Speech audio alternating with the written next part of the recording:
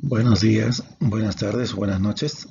Les habla el biólogo Richard Guaranca. Soy profesor del curso de Anatomía y en esta oportunidad me acompañan también Octavio Delgado y Jorge Ratti, que son profesores que también enseñan el curso de Anatomía en los diferentes salones del CEPRONAM. El tema de hoy vamos a tratar corresponde a la tercera semana de su libro, capítulo 3 de su libro Anatomía, y se refiere principalmente a lo que es salud y enfermedad. Como ustedes recordarán, los primeros temas han sido acerca de las definiciones de anatomía, la clasificación de las anatomías, los planos anatómicos. La segunda semana fue acerca de la organización del cuerpo humano. Ahora vamos a ser un poco más específicos y vamos a entrar a lo que es principalmente temas ya anatómicos. Y empezamos con lo que es salud y enfermedad.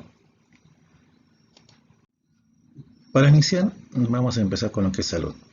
Este concepto de la palabra salud viene desde hace mucho tiempo. Desde la antigüedad el hombre se preocupó por la salud, obviamente, ¿no? Y eso se muestra claramente en los registros de pinturas rupestres en las pirámides de Egipto, todo eso referente a los cuidados de las personas heridas.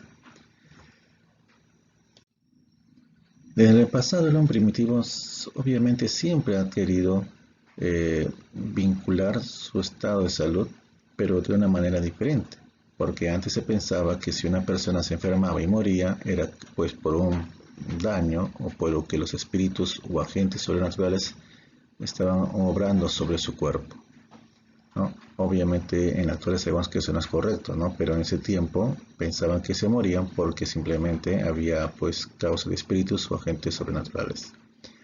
Pero también había en ese momento problemas pues atmosféricos, lluvias, sequías como en la actualidad, pero quizás eran más acrecentados.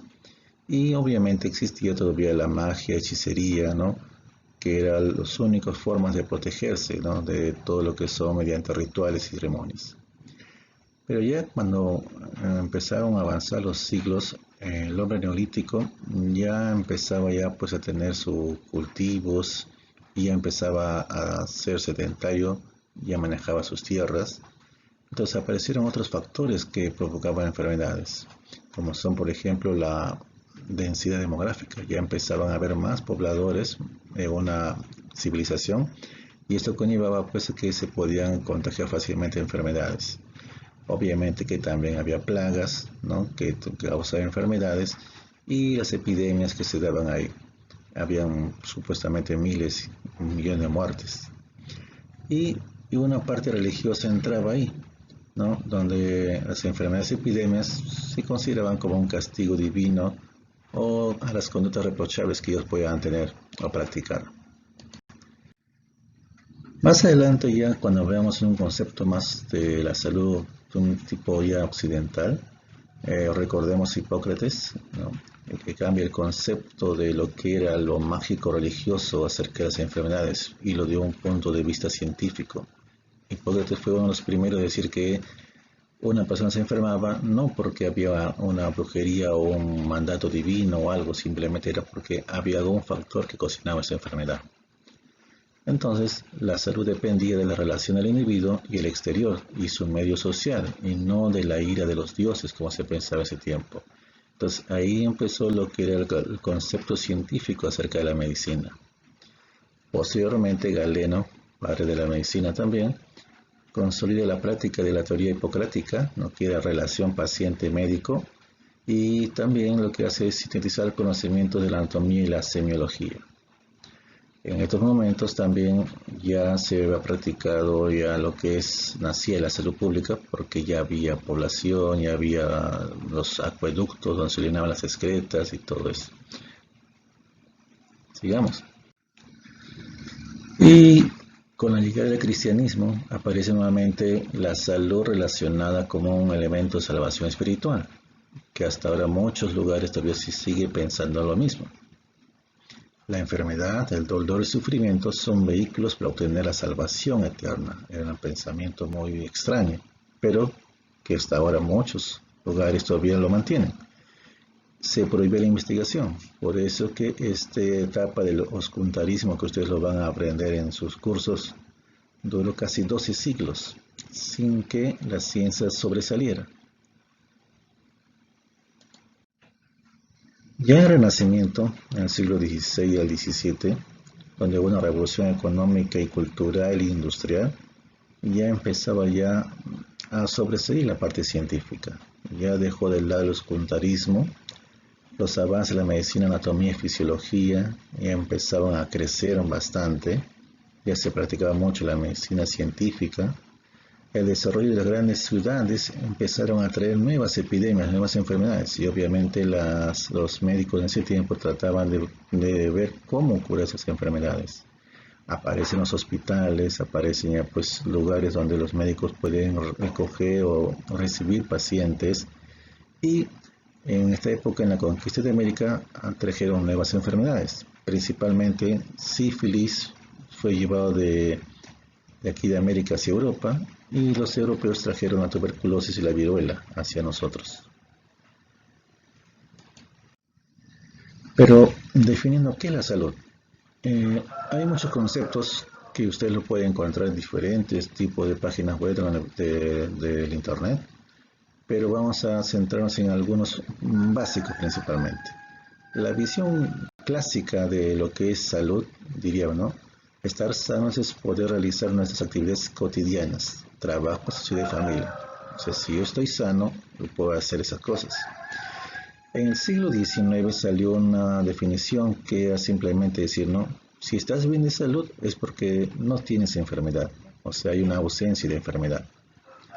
Pero en 1941 Sigrid manifestó lo siguiente: la salud es no solamente la ausencia de la enfermedad, sino algo positivo, una actitud gozosa delante de la vida y una aceptación alegre de la responsabilidad que la vida hace recaer sobre el individuo. Era una definición un poco más ampliada de todo lo que podía una persona percibir como salud. Hasta que vino la definición dada por la Organización Mundial de la Salud, que lo promulgó en su Carta Constitucional del 7 de abril de 1946, donde dice lo siguiente: salud es un estar en completo estado de bienestar físico, psíquico, social, y no solo la ausencia de la enfermedad. ¿Qué significa esto? Que para la Organización Mundial de la Salud, estar bien de salud implica que tú de estar físicamente, psíquicamente y socialmente bien. Y no solamente era pues que no estabas enfermo. Aunque este concepto lo tienen muchos investigadores científicos médicos, dijeron que es algo utópico porque no todos podrían cumplir con estas tres características. Entonces, para muchos dijeron, no, este concepto es utópico, porque solamente estarían pues bien de salud, solamente un 10% de la población, el resto estaría mal, porque podría estar bien físicamente, pero capaz no socialmente, o podría estar bien físicamente y socialmente, pero no psíquicamente. Entonces, era muy difícil cumplir con estos tres tipos de conceptos para estar bien de salud. Entonces aparecieron nuevos investigadores quienes definieron también lo que es la salud. Romano en 1950 manifestaba que la salud consiste en la capacidad del organismo para mantener un balance en el que se encuentre relativamente libre de dolor, malestar, discapacidad o limitación. René Dubos en 1959 ya le dio un concepto más ecológico. Dice: salud es el estado de adaptación al medio y la capacidad de funcionar en las mejores condiciones en dicho medio. Pero, ¿cuáles son los determinantes de la salud? Marc Lalonde, en 1974, un ministro de Sanidad de Canadá, propuso un estudio de donde considera que la salud es el resultante de la interacción de muchos factores que se juntan en un individuo. A estos factores él lo llamó determinantes de la salud y dijo que son 4 determinantes principales de salud. Es decir, si tú estás bien de salud es porque ha influido la biología humana, el sistema sanitario donde vives, tu estilo de vida y el medio ambiente. Entonces vamos a un poquito ampliar qué significa cada uno de estos. Entonces, estos determinantes son 4, recuerden: la biología humana, que implica en este caso tu genética, tu sexo y tu envejecimiento. ¿Tu genética en qué sentido? Es que tú cuando naces has heredado muchas veces enfermedades que tú ni lo sabes. Quizás de antepasados, de tus bisabuelos, tatarabuelos, hay un gen o un gen de alguna enfermedad que tú al nacer no lo sabes que lo tienes. Entonces eso lo tiene implicado ahí. El sexo. Se sabe muy bien que hay enfermedades que son destinadas principalmente para el sexo. Hay a veces enfermedades que el sexo implica mucho en eso. Hay mujeres que se enferman menos, hombres que se enferman más, o viceversa. Y nuestra edad. La edad es un determinante mucho para enfermarnos rápidamente. Otro determinante es el medio ambiente. Obviamente el medio ambiente, con toda la contaminación que hay, contaminación del aire, contaminación del agua, contaminación de todos los factores que uno puede encontrar, que también es un determinante para enfermarnos. Consumir agua no tratada, no potabilizada, puede ocasionar una enfermedad que puede conllevarte a la muerte. Respirar aire contaminado, aire que tiene plomo, aire que tiene otros componentes, también es un determinante para la salud. También la parte demográfica, la población en general, cuando crece, somos miles, millones, pues necesitamos más recursos y eso conlleva a que hay poblaciones donde no existe ni agua ni desagüe y la gente sigue viviendo ahí tuburizada. Nuestro nivel económico y grado de desarrollo. Este es el segundo determinante de la salud. El tercero, el estilo de vida. ¿Qué conductas nosotros realizamos para estar sanos? Por ejemplo, muchos de nosotros en la actualidad, por la pandemia, estamos viviendo de una manera sedentaria, que estamos sin hacer ejercicio, sin caminar y comiendo, y esto conlleva pues a un proceso de subida de peso que puede llegar a ser una obesidad, y eso conlleva enfermedades. Una alimentación desequilibrada, que es que comemos capaz más chatarra que comida netamente que nos nutre. Entonces ahí preguntar, ¿no? ¿Cuántos de ustedes se alimentan de chatarra constantemente? ¿No? Sus hamburguesas, sus pollitos labrados de manera exagerada. El consumo de drogas, que también conlleva enfermedades, ¿no? Y así sucesivamente. Y la última es nuestro sistema sanitario. ¿Qué es esto? Simplemente es nuestra asistencia. Si yo me enfermo, ¿a dónde voy? Si yo me enfermo, hay hospitales, hay postas cercanas a mí, y si estas postas brindan las necesidades que tiene con equipamiento médico para yo poder curarme, entonces esto conlleva pues a saber si hay una cantidad de hospitales o lugares donde yo puedo ir, la calidad que ellos deben tener, la cobertura, si es para todas las enfermedades o solamente por una enfermedades básicas nada más, el acceso que yo puedo tener y la gratuidad, si tengo seguro o no tengo seguro, y si tengo seguro, cuánto pago, y si no tengo seguro, a qué me está asegurando, todas las enfermedades, etcétera, etcétera. Entonces, estos investigadores lo que creo que es, estos cuatro son importantes para conservar la salud. Entonces, ¿ustedes qué piensan, no? Sigamos. ¿Cuántos tipos de salud hay? Muchas veces se han puesto a pensar ustedes que salud es uno solo, no estoy bien de salud, pero no, hay varios tipos de salud. Esto implica muchas veces conocer otras definiciones acerca de la salud. Vamos a empezar. Salud física es cuando una persona puede estar bien en forma, ¿no? Como muchos de ustedes hacen ejercicios. Está bien para trabajar, está bien para movilizarse, está bien para cumplir todas las funciones vitales, ¿no? La salud mental está relacionada principalmente con el correcto funcionamiento y de nuestro equilibrio mental como persona. No estamos hablando de que tu cerebro está bien, sino tu mente cómo está. Por eso las personas preferiblemente deben estar libres de estrés, confusiones, tensiones, depresiones o conflictos, cualquiera que sea, ¿ya? Por lo tanto, una persona que está bien mentalmente también es un requisito para el estado de salud. La salud personal es una salud netamente propia. Yo no voy a pensar en una salud de manera grupal, sino primero pienso en mi salud personal, cómo me siento yo y luego el resto. La salud ambiental es una relación que tenemos nosotros con el medio ambiente. Es un tipo de salud personal que implica, además de las personas con las que estamos, ver también la salud de otras especies o el bienestar de otras especies. Con respecto a la salud ambiental, hay profesiones sobre esto. La salud colectiva es una salud que primordialmente tiene que ver con todas las personas. No solamente ya hablo de mí, sino ya hablo de toda una población. En este caso, una alteración de esta salud colectiva podría ser como lo estamos pasando ahora, ¿no? Con las pandemias y epidemias que comúnmente están viniendo por alteraciones quizás del medio ambiente, ¿no? O quizás aumento de plagas, etcétera, etcétera. La salud social principalmente es cuando una persona se adapta a una sociedad. Muchas veces hay personas que no se adaptan, son quizás muy introvertidos y eso ocasiona pues que esta persona se enferme quizás psicológicamente o mentalmente. La falta de la adaptación hasta a una sociedad también provoca una enfermedad.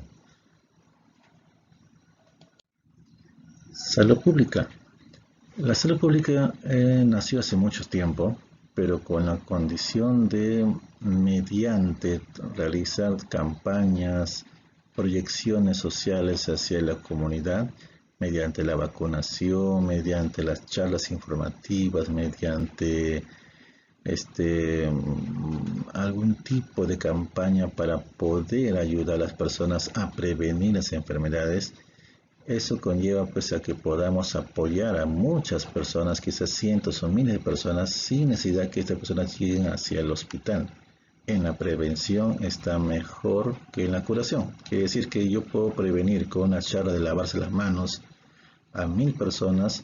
Eso conlleva pues a que esas 1000 personas al lavarse las manos pues no van a llegar a enfermarse, porque muchas enfermedades que se provienen es simplemente porque no nos lavamos las manos y al momento pues, ponerse en la mano en la boca entra una cantidad de bacterias y eso provoca enfermedades. Entonces si yo ayudo a prevenir con la lavada de manos, estoy evitando pues de que muchas personas se enfermen. Por eso que la salud pública permite hacer esto, ¿no? Tratar de ayudar a mucha gente, previniendo con vacunas, previniendo con enseñanzas, con campañas y todo, ¿no? Eliminar desechos para que no haya zancudos, etcétera, etcétera, y eso conlleva pues a la cura o prevención de enfermedades. La salud sexual es un tipo de salud que requiere principalmente un enfoque positivo y cuidadoso de la sexualidad. Tiene que asegurar la posibilidad de mantener relaciones no sexuales placenteras y libres de una obligación, discriminación y violencia. Por lo común, la educación sexual o la salud sexual en este caso conlleva a una educación sexual también, ¿no? En lo que es la planificación, lo que es el uso de preservativos o el uso de métodos anticonceptivos. Ahora sí, pasamos a lo que es una enfermedad. Entonces hemos visto varios tipos de salud, hemos visto la clasificación de salud, hemos visto también cómo se define salud. Pero, ¿qué es una enfermedad? En muchos casos la enfermedad está relacionada con la homeostasis. ¿Qué es homeostasis? La homeostasis principalmente es una manera de mantener en equilibrio nuestro medio interno. Y cuando hablamos de nuestro medio interno estamos hablando de nuestro organismo internamente. Quiere decir que si hay un balance armónico de nuestros medios como son las sales minerales, como son el agua, nuestras células y todo, vamos a estar en un orden equilibrado y no nos vamos a enfermar. Entonces, muchas definiciones de enfermedades manifiestan esto, de que existe ese desequilibrio, ¿no? Entonces, vamos a ver cómo se define esta enfermedad. Es la alteración en la forma, estructura y o función de uno o más órganos en relación a su estado normal. Quiere decir que un órgano que está funcionando al 100%, que está funcionando bien, va a llegar un momento en el cual ya no funciona correctamente. Y esta falta de funcionar correctamente conlleva pues de que te enfermes. Por ejemplo, si tu estómago está funcionando correctamente, pero tú lo alteras porque has consumido alimentos muy irritantes para tu estómago ya va a trabajar adolorido y esto va a conllevar a una futura enfermedad. Lo mismo sucede si, por ejemplo, cuando no consumes agua, tus riñones tienen que trabajar más para hacer que tu cuerpo tenga el agua suficiente. Entonces, si esto conlleva a que siga lo mismo, tus riñones van a empezar a funcionar mal y eso conlleva una enfermedad. Eso significa que hay una alteración de la estructura y función de un órgano. Pero también dicen que es un desequilibrio de tu estado físico, social o mental. Es decir, si tu estado físico cambia, ya había una enfermedad. Si tu estado social cambia, no te has adaptado, estás con estrés, vas a enfermarte. O si tu estado mental cambia, ¿no? también vas a enfermarte. Entonces, los estados de salud y enfermedad tienen límites imprecisos que fluctúan en individuos durante toda la vida y que dependen principalmente de factores o variables en juego. Muchas veces pensamos que nuestra enfermedad solamente es porque un órgano no funciona bien, pero no pensamos en la forma global. Entonces se dice que hay la triada ecológica, como ven ustedes en esa imagen. Estos pueden agruparse en tres elementos fundamentales: el agente que causa a veces la enfermedad, el medio y el huésped. ¿A qué me refiero con este tipo de enfermedad? Este ejemplo que ustedes están viendo acá de la tríada ecológica se refiere principalmente a una enfermedad, a un tipo de enfermedad llamada enfermedades infecciosas o infectocontagiosas, donde hay un agente causal de la enfermedad.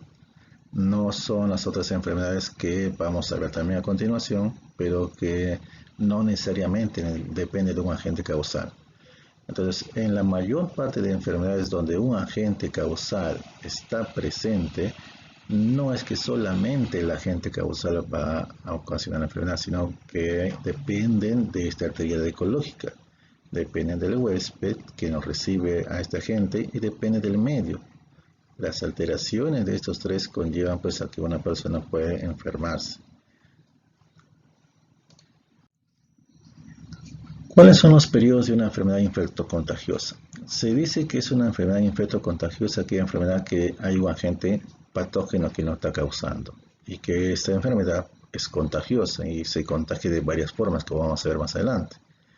Entonces, si es que hay un agente patógeno que ingresa al cuerpo, puede ser una bacteria, puede ser un hongo, puede ser un virus, puede ser un protozoario, un parásito, etc. Hay un tiempo en el cual se realiza la incubación. ¿Qué es la incubación? Es el periodo desde que entra en contacto este microorganismo hasta la aparición de síntomas, que en algunos casos puede ser una semana o 2 semanas, dependiendo el tipo de microorganismo que ingresa.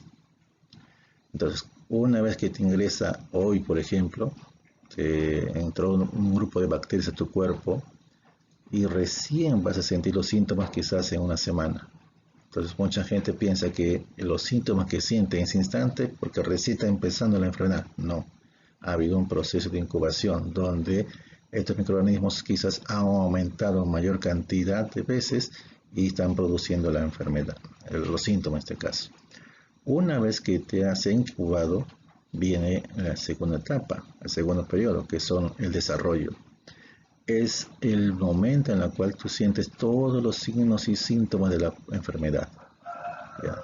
Es la enfermedad propiamente dicha. Por ejemplo, si te entró el virus de la gripe, habrá sido pues hace una semana atrás. Y ahorita, en este momento, estás con toda la mucosidad, con toda la fiebre, con todos los malestares de la gripe. Pero no es que recién te entró, sino hace una semana te entró este tipo de virus. Entonces, en el desarrollo tú sientes todos los signos y síntomas de la enfermedad, en este caso la gripe. El siguiente periodo es la convalescencia. Es el periodo de recuperación y se inicia una vez que la enfermedad se ha vencido.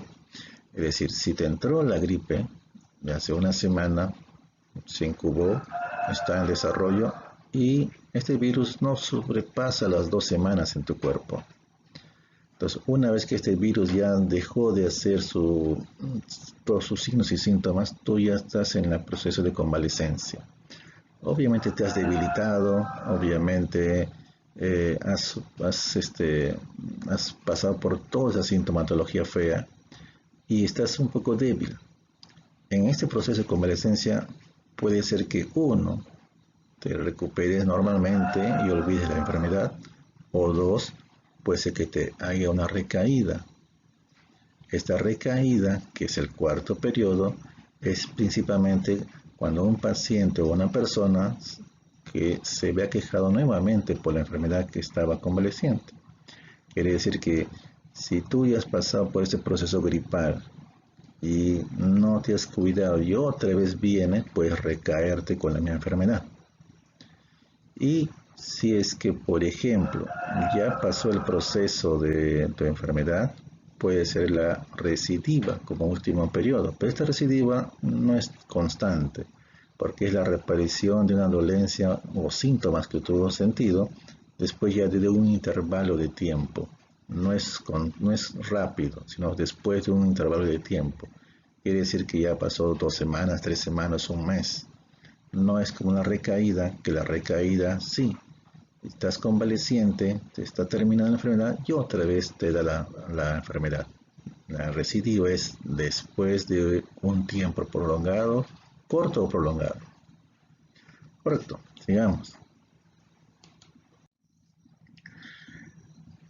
¿Cuántos tipos de enfermedades hay? Una cantidad de enfermedades. Ustedes pueden ver ahí en el gráfico. Son infecciosas, parasitarias, carenciales, genéticas, congénitas, hereditarias, degenerativas, traumáticas, mentales, de transmisión sexual, de transmisión por alimentos, ocupacionales, sociales. Vamos a ver algunos más importantes para que ustedes tengan en cuenta. Infecciosa es cuando hay un agente patógeno que está entrando. Por ejemplo, el virus de la hepatitis B, que causa la hepatitis y eso daña al hígado. Parasitaria pueden ser 2 tipos: ectoparásitos, parásitos externos como el piojo, como la pulga, la garrapata, la ladilla, o parásitos internos, que se dicen endoparásitos, como los protozoarios, como la ameba, la giardia, o algunos nematodos como el ascaris, como el dibujo ahí. Enfermedades carenciales. Las enfermedades carenciales son por la falta de algún tipo de vitamina o algún tipo de nutriente en el cuerpo. Un ejemplo claro es el escorbuto, que produce sangrados de las encías por falta de vitamina C. Si tú no consumes vitamina C, puede ser que te dé escorbuto. Es raro, pero puede darse. Enfermedades genéticas, como el síndrome de Down, ¿no? Donde se produce por un aumento de un cromosoma, ¿no?, en el par 21. Enfermedades congénitas son enfermedades que nada tienen que ver con los cromosomas. Tienen que ver simplemente porque el niño nació con esa malformación. No tienen que ver por qué. Hereditarias son enfermedades que, por ejemplo, tú has recibido en tus genes. Algún tipo de cáncer, algún tipo de diabetes, tú has heredado a tu familia. Entonces, si tú tienes, por ejemplo, familia, papá, mamá, abuelos que tienen diabetes, probablemente tengas también esta enfermedad en tus genes y está esperando un momento menos para que se exprese. Enfermedades degenerativas son aquellas enfermedades que el hombre lo adquiere por el paso del tiempo. Quiere decir que hay órganos que se empiezan a envejecer, ¿no? Como en el caso de la próstata, ¿no? El hombre tiene prostatitis cuando ya tiene una edad avanzada. Es algo que nos va a dar a todos los hombres quizás, ¿no? Pero porque simplemente el órgano ya empieza a funcionar lentamente con el paso del tiempo. La osteoporosis también es un proceso de enfermedad degenerativa, porque el órgano empieza a descalcificarse, quizás por algún proceso hormonal que nos falte todo eso. Las enfermedades traumáticas son principalmente enfermedades que se dan en ese instante. Una herida, una fractura, no es porque hay un agente patógeno ahí. Aquí de estas enfermedades, la que tiene agentes patógenos o agentes causales es la hepatitis y la escariasis. El resto nada tiene que ver con agentes patógenos. Otras enfermedades también son como por ejemplo las enfermedades mentales. Estas enfermedades mentales lo que hacen es provocar alteraciones de la personalidad. Por ejemplo, la esquizofrenia, la psicosis, la neurosis, todo eso hay una alteración principalmente de la mente y provoca un comportamiento diferente. Estas enfermedades no tienen cura y solamente tienen tratamiento y que a veces esto conlleva pues, a que se vuelvan muy violentas las personas. Otras enfermedades son las enfermedades, en este caso, como las sexuales, de transmisión sexual. Una de ellas es el sífilis, puede ser la gonorrea, puede ser el chancro, etcétera, etcétera. Para que sea transmisión sexual, tiene que haber pues, un contacto entre los órganos copuladores o a veces algún tipo de secreciones. La siguiente enfermedad son las enfermedades transmitidas por los alimentos, las famosas ETA. Hay muchas enfermedades transmitidas por los alimentos. Una de ellas es la hepatitis A, que es la común. La hepatitis A se contagia a través de alimentos contaminados, bebidas, agua contaminada. Entonces el daño viene al hígado. Pero también puede ser el cólera, también puede ser la tifoidea, que son otras enfermedades de transmisión por alimentos. Enfermedades profesionales. Hay muchas enfermedades profesionales. Algunas incluso meten al estrés también ahí, pero otros lo ponen como sociales. Enfermedades profesionales muy común es el famoso saturnismo, que es una enfermedad que se da en aquellas personas que trabajan en las minas, que están varios días o semanas dentro de una mina y no salen. Entonces ellos se encuentran un poco pues perdidos en el tiempo y espacio. Otras enfermedades son aquellas personas que trabajan, por ejemplo, en metalúrgicas, donde el metal está quemándose, derritiéndose, y esos polvos meten a sus pulmones, produciendo pues problemas respiratorios. Las enfermedades sociales son como el estrés, que es una enfermedad nueva no es tan antiguo como las demás enfermedades. Entonces se dio porque las personas que laboraban muchas horas sin el respectivo descanso, supuestamente, empezaron a disminuir su trabajo y manifestaban pues cansancio, pérdida de concentración y todo eso. Entonces salió esa enfermedad de estrés.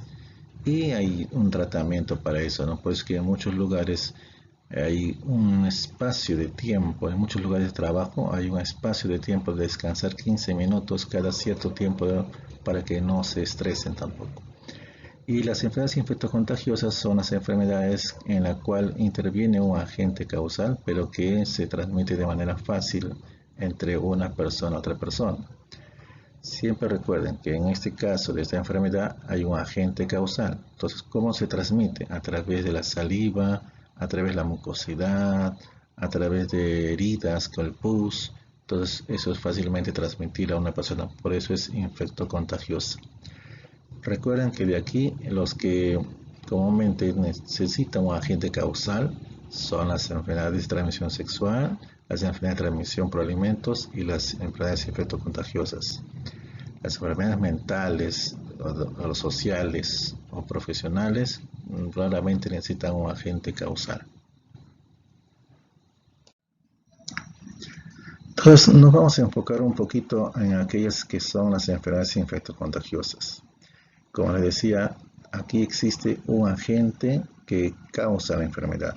Se le conoce como agente causal o agente etiológico.